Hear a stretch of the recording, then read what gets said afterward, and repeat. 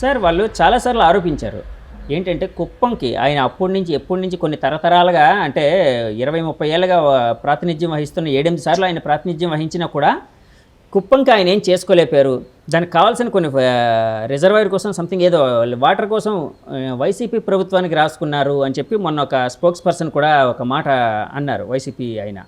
So దీన్ని ఎలా చూడాలంటారు? అంటే చంద్రబాబు గారు కుప్పాన్ని ఏమైనా అంటే నిరాధారణకి గురి చేశారు అంటే పట్టించుకోలేదని అనుకోవాలా సార్? అవసరాలు కంటిన్యూగా పెరుగుతుంటాయి. పెరిగే అవసరాలు వెంటనే అవ్వవు కదా. ఆ పెరిగిన అవసరాలు ఉండాలి, కానీ ఎగ్జిస్టింగ్ అవసరాలు ఆల్రెడీ అన్నీ ఆయన చేశారు. అయినా ఒక ముఖ్యమంత్రి అయినా ఒక సీనియర్ నాయకుడు అయినా మొత్తం నియోజకవర్గాన్ని బంగారం చేయడం అన్నది ఎవరి తరం కాదు. పులివెందులకి నీళ్ళు లేవు, చంద్రబాబు నాయుడు నీళ్ళు ఇవ్వలేదా? ఇరిగేషన్ వాటర్ చేత ఏంటంటే ఆ సీట్లో కూర్చున్నాక ఇప్పుడు నేనున్నాను, నా ఊరికి రోడ్డు వేసుకోలేదు నేను 3 ఏళ్ళు. బయట వేసాక అప్పుడు వేసుకుందామని. అక్కడ వచ్చేసరికి బాధ్యత గుర్తొస్తుంది. బాధ్యత గుర్తొచ్చినప్పుడు అంతా మొత్తం ఫండ్స్ తీసుకెళ్ళి కుప్పంలో పెట్టలేరు కదా. ఎంతో కొంత కొంచెం ప్లస్ చేయగలరు తప్పితే అంతా చేయలేరు. అయినా బ్రహ్మాండమైన డెవలప్మెంట్ అయింది కుప్పంలో. డెవలప్మెంట్ అవ్వకపోవడం ఏంటి సార్? ఇప్పుడు ముద్రగడ గారి ఫ్యాక్టరీ ఇక్కడ ఎలా పనిచేసింది అంటారు సార్? పిఠాపురం కావచ్చు, ఈస్ట్ గోదావరిలో కావచ్చు. ఏమండి, ఎక్కడ ఏది చేసినా కూటమికి గాలి వన్ సైడ్గా ఉందండి. ఎవరు ఎంతమంది వచ్చినా, మిథున్ రెడ్డిలు వచ్చినా, ఇంకోళ్ళు వచ్చినా, ఏది వచ్చినా కూటమిని కొట్టి పరిస్థితి ఇక్కడ జిల్లాలో కాదు, రాష్ట్రంలో కూడా లేదు. అదేవిధంగా పిఠాపురాన్ని అంతకంటా లేదు. అంటే యాక్చువల్గా వైసీపీ వాళ్ళు చాలాసార్లు పవన్ కళ్యాణ్ గారిని ఒక కుల నాయకుడిగా కామెంట్లు చేశారు. అంటే కాపు కుల నాయకుడు ఆయన, కానీ కాపు కులానికి కూడా ఆయన ఏం చేసుకోలేదు. కాపు కులస్తులకు కూడా ఆయన దూరం అయ్యారు, వాళ్ళకి అన్యాయం చేశారు, వాళ్ళ కోసం పట్టించుకోవట్లేదు, చంద్రబాబు గారికి ఆయన ఊడిగంగి చేస్తున్నారు, ఇలా రకరకాల మాట్లాడినారు. చంద్రబాబు గారు ఏం చెప్తే అది ఆయన చేస్తూ ఉన్నారు, పవన్ కళ్యాణ్ గారు ఆయన చెప్పినట్లే ఆట ఆడుతూ ఉన్నారు, ఇట్లాగని చేశారు. అంటే పవన్ కళ్యాణ్ గారిని అంటే ఒక కుల నాయకుడిగానే చూడాలంటారా, లేకపోతే ఇంకేమైనా అంటే ఒక జన నాయకుడిగా చూడాలంటారా? ఆయన కులం లేదండి, ఆయన జన నాయకుడే. కులం లేదు ఆయనకి. బయట వీళ్ళు ప్రాపకాండ చేస్తారు వీక్ చేయడానికి మాట్లాడడం తప్పితే చంద్రబాబు నాయుడు చెప్పినట్టు ఆయన ఎందుకంటాడు? ఇక నరేంద్ర మోడీ చెప్పినట్టు విన్నాడు. 5 ఏళ్ళు రోజుగా అక్కడికి వెళ్ళి దండం పెట్టి వచ్చాడు కదా జగన్మోహన్ రెడ్డి. ఎవరి పార్టీ స్ట్రాటజీలు వారికి ఉంటాయి. ఎవరి పార్టీని వాళ్ళు హైప్ చేసుకోవాలి, బిల్డప్ చేసుకోవాలని ఆలోచనతో వాళ్ళు ఉంటారు. ఆ పొలిటికల్ సినారీలో ఇప్పుడు ఆయన ఎదుగుతున్నాడు కాబట్టి అతనికి ఏదో ముద్రేసి ఆ పార్టీని వీక్ చేయాలి, పవన్ కళ్యాణ్ గారి పార్టీని అని వైసీపీ యొక్క దురుద్దేశం తప్పితే ఆయనకి ఆయన క్యారెక్టర్ కానీ, ఆయన సంప్రదాయం, ఆయన పద్ధతి కానీ వాళ్ళు అనుకునేది అన్నది ఎక్కడా లేదు. దానికి అన్నిటికీ విరుద్ధం. సార్, ఆ మధ్య ముద్రగడ పద్మనాభం గారు పవన్ కళ్యాణ్ గారిని ఎలాగైనా ఓడిస్తాను, ఒకవేళ నేను ఓడించలేకపోతే నా పేరుని పద్మనాభరెడ్డిగా మార్చుకుంటాను అన్నారు. మీరేంచి ఆల్రెడీ మా పవన్ కళ్యాణ్ గారు గెలిచారు, జస్ట్ సంతకం పెట్టిన సర్టిఫికేట్ ఒకటే రావడం అంటున్నారు. ఏంటి సార్ అయితే పేరు మీద ఏమంటారు? ఎవరి పేర్లు వాళ్ళు ఇష్టం. నా పేరు నేను మార్చుకుంటే నేను చంద్రబాబు నాయుడు నేను పెట్టుకుంటాను, నన్ను వద్దని ఏమంటారు? ఎవరి పేరు వాళ్ళు ఇష్టం. అంటే ఆ కామెంట్ని ఎలా చూడాలంటారు? అంటే ఆయన కసితో అన్నారా, లేకపోతే పవన్ కళ్యాణ్ గారి మీద ఏదైనా కోపంతో అన్నారంటారా? కామెంట్ ఎలాగనైనా ఇక్కడ పవన్ కళ్యాణ్ గారు గెలుస్తారు.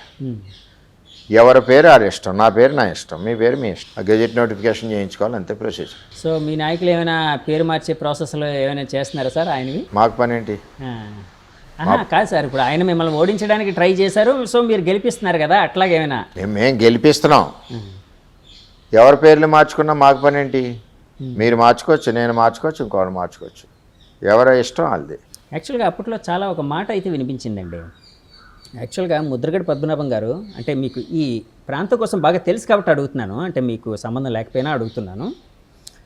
ముద్రగడ పద్మనాభం గారు పవన్ కళ్యాణ్ గారు వాళ్ళ ఇంటికి రాలేదని అలిగారు.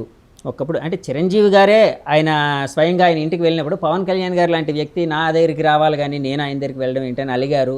సో ఆయన్ని అంటే తర్వాత పరిణామాలు అన్నీ ఆయన్ని వైసీపీకి దగ్గర చేశాయి. సో స్ట్రాటజికల్గా వైసీపీకి కొంత హెల్ప్ చేయడం కోసం, లేకపోతే వైసీపీని గెలిపించడం కోసం, జగన్మోహన్ రెడ్డి గారిని మళ్ళీ సీఎం చేయడం కోసం ఆయన చాలా ట్రై చేశారు. చాలా ట్రై చేసి పవన్ కళ్యాణ్ గారిని ఓడించడాన్ని చాలా ప్రతిష్టాత్మకంగా తీసుకున్నారు. ఇలానే చాలా వినిపించేయండి. ఇప్పుడు ఇంటికి రావడం అన్నది, ఇప్పుడు నా ఇంటికి వచ్చారు పవన్ కళ్యాణ్ గారు. నా ఇంటికి రాకపోతే నేను పని చేయనా?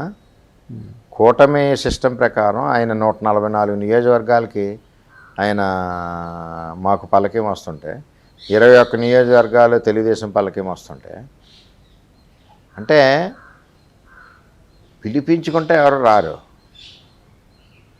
అయినా సంస్కారంగా సంప్రదాయంగా పద్ధతిగా మా దగ్గరికి వచ్చారు.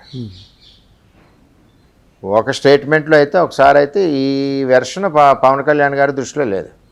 సో పవన్ కళ్యాణ్ గారి దగ్గర అంటే మీరు అంటే గెలుపు స్ట్రాటజీలు రకరకాలు ఉంటాయి కదండి ఎలక్షనీరింగ్లోనే, అంటే ఎలక్షన్కి ముందు. సో ఈ మాటలు ఈ ఫ్యాక్టర్స్ ఏమైనా మీ అసలు ముద్రగడ గారిది? పవన్ కళ్యాణ్ గారు ఎక్కువ మాట్లాడరు.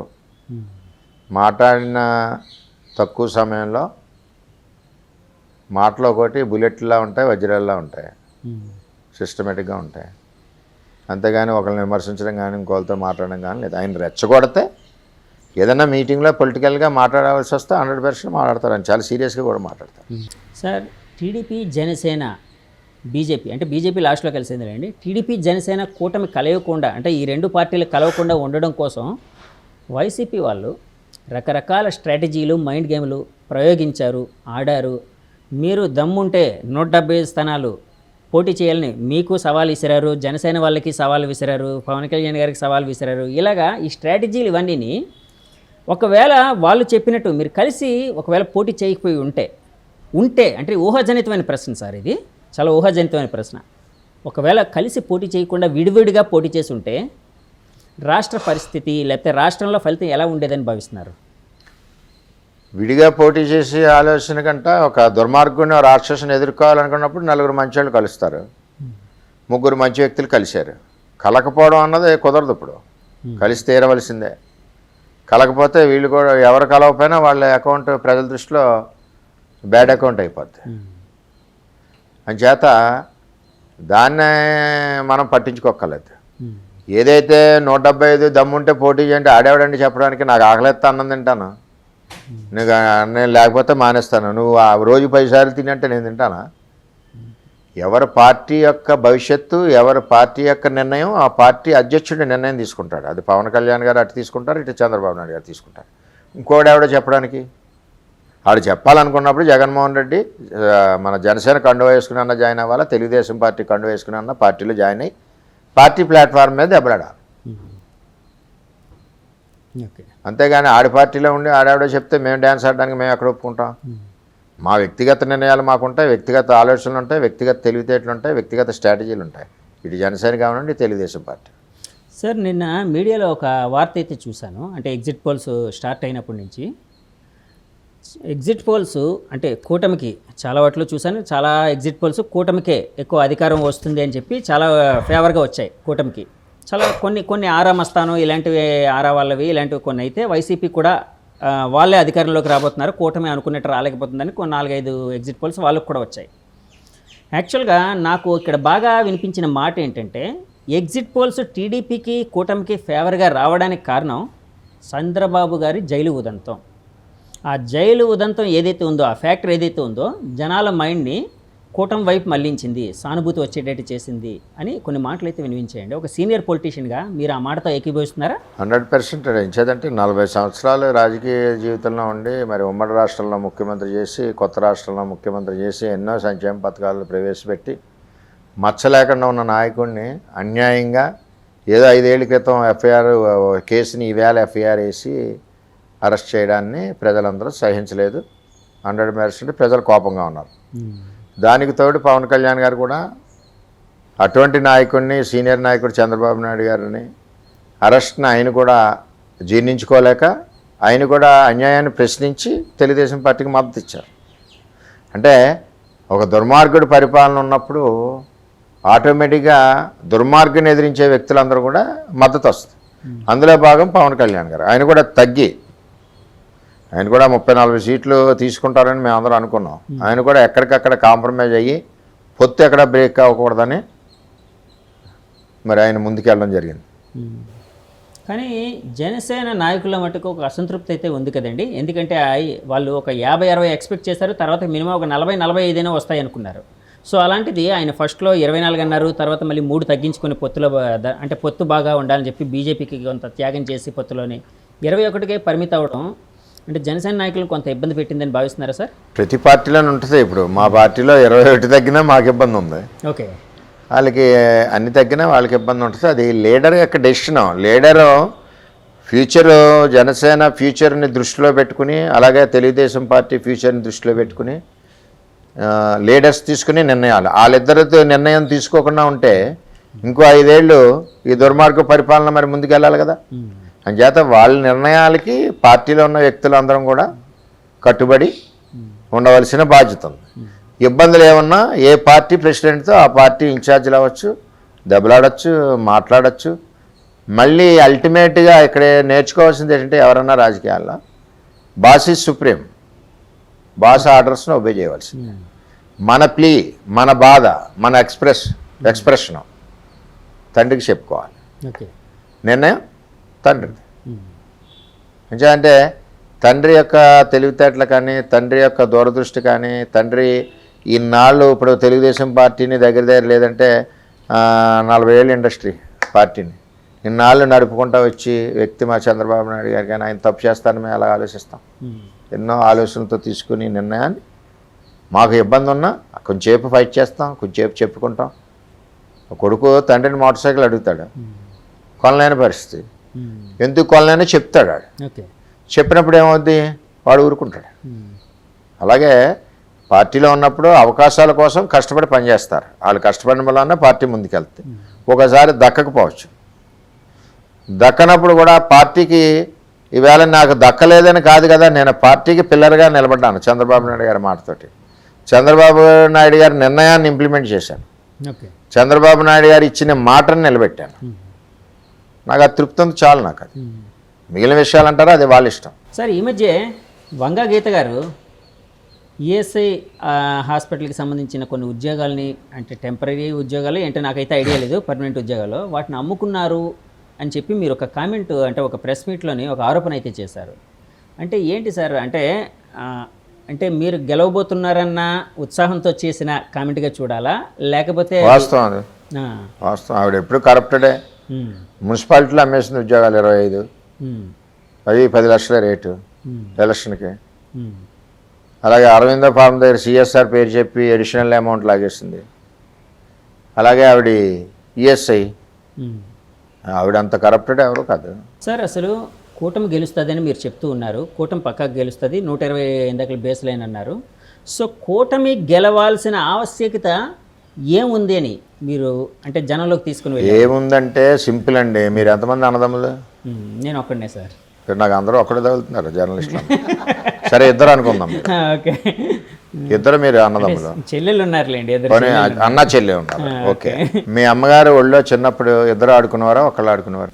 అందరూ ముగ్గురు ఆడుకునేవాళ్ళం. ఒడి అందరు సొంతం, అమ్మ ఒడి మనందరు సొంతం. ఈడొచ్చి ఒకళ్ళకే అంటున్నాడు. ఓకే, మీకేముంది, మీ అమ్మ ఒడిలో కూర్చున్న అర్హత మీ చెల్లికి లేదంటున్నాడు, లేదా మీ చెల్లికి ఇస్తున్నాడు మీకు లేదంటున్నాడు. అప్పుడు ఈ బాలుడు తల్లిదండ్రి మీద ఏ విధంగా అక్కసు పెట్టుకుంటాడు? నా అక్క చదువుకుంటుంది, నా చెల్లి చదువుకుంటుంది, నాకేమో చదవడానికి ఆడు డబ్బులు ఇవ్వలేదని అమ్మ ఒడిని ఎడగొట్టాడు. అమ్మ ఒడి ఒకరికి సొంతం, ఇద్దరికి కాదన్నాడు. అటువంటిది చంద్రబాబు పవన్ కళ్యాణ్ గారు ఏం చేశారంటే, అమ్మ ఒడి అన్నది అందరి పిల్లల సొంతం. ఆ ఆప్యాయత, ప్రేమ, ఆ అనురాగం అంతా అమ్మ ఒడిలో ఉంటుంది చిన్నప్పుడు. సో అమ్మ ఒడిని విడగొట్టి అమ్మ ప్రేమను కూడా విడగొట్టారని ఆరోపణ సార్. అది చంద్రబాబు పవన్ అమ్మ ఒడి అందరి పిల్లలది. అమ్మ అందరి పిల్లల్ని సమానంగా చూస్తుంది. అందుకనే తల్లికి వందనం. 15,000 ఎంతమంది చదువుకుంటే ఆ ఒళ్ళో ఎంతమంది పిల్లలు చదువుకుంటారో అంతమందికి 15,000. ఓకే, నువ్వేమిచ్చావు? ఒకరిని ఎడగొట్టావు. చేయూత 45 ఏళ్ళు అంటే 45 ఏళ్ళ వరకు ఇవిడకు బెంజికారులు తిరుగుతుంది ఆవిడ. అప్పటి నుంచి పూరే కదా, బీపీఎల్ కింద ఉంది ఆవిడ. 45 ఏళ్ళు ఒకసారి పేదవాళ్ళు ఎలాగ బెంజీలు తిరుగుతుంది ఇప్పుడు వరకు. ఆ తారతమ్యం ఒకసారి 45 ఇస్తున్నారు. కూతురు వస్తుంది 5,000 ఎట్టిపోతుంది, కోళ్ళు వస్తుంది 5,000 ఎట్టిపోతుంది, భర్త 5,000 ఎట్టిపోతారు. నువ్వేమిచ్చావు? ఇంకా చేయూత చేతికి ఊతలేదు. అంచేత ఆడబిడ్డని దాన్ని 18 ఏళ్ళ నుంచి 59 ఏళ్ళ వరకు ఇచ్చారు. ఇలాగే అన్ని కార్యక్రమాలు ఈ సూపర్ 6 అన్నది బాగా కిందకి వెళ్ళింది. మంచినీళ్ళు వాటర్ స్కీమ్ పథకం, అలాగే డిఎస్ఏ, అలాగే మరి రైతుకి 20,000, ఇవన్నీ కూడా ఇద్దరు కూడా మంచి ఆలోచనతో తీసుకున్నారు చంద్రబాబు నాయుడు గారు, పవన్ కళ్యాణ్ గారు. అది కూడా దట్టు సర్టిఫికేట్ మీద ఇద్దరు సంతకాలు పెట్టి ప్రజలకు ఇచ్చారు, నమ్మకం కలిగించారు.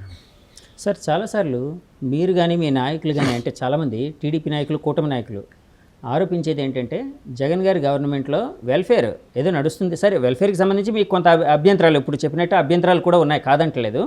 కానీ డెవలప్మెంట్ జరగట్లేదని ప్రతిసారి చెప్తూ వచ్చారు.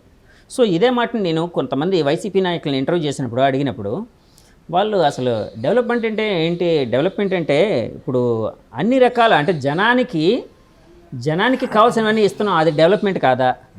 జనం అంటే ఎలాంటి మధ్యవర్తులు లేకుండా జనంకే ప్రతి లబ్ధిదారుడికి ఆ లబ్ధి వెళ్ళేటట్టు చేస్తున్నాం, అది డెవలప్మెంట్ కాదా? డెవలప్మెంట్ అంటే ఓన్లీ రోడ్లు వేయడం ఇదేనా అని అడుగుతూ ఉన్నారు. ఆ కామెంట్ని ఏ విధంగా చూస్తారు? అది మూర్ఖత్వం అంటాను. ఎంత ఎకానమీ నష్టం వస్తుంది? ఒక బండి 60 కిలోమీటర్ స్పీడ్లో రోడ్డు మీద వెళ్ళేది చంద్రబాబు పరిపాలనలో, ఒక 50 కిలోమీటర్ల డిస్టెన్స్ ఎంతసేపు 1 అవర్లో వెళ్ళేది. ఈవేళ అదే వెహికల్ 1 లీటర్తో వెళ్ళేది. 2 లీటర్లు పెట్రోల్ పోస్తే 50 కిలోమీటర్లు 4 గంటల్లో వెళ్తుంది. ఎంత ఆర్థికంగా ఇబ్బంది వస్తుంది, ఎంత నష్టపోతున్నాడు పెట్రోల్. ఇవన్నీ చూసుకుంటుంటే ఒకవైపు డెవలప్మెంట్ మోడ్ ఉండాలి, ఒకవైపు సంక్షేమం ఉండాలి, ఒకవైపు ఇండస్ట్రీ రావాలి, ఎంప్లాయ్మెంట్ ఇది అవ్వాలి.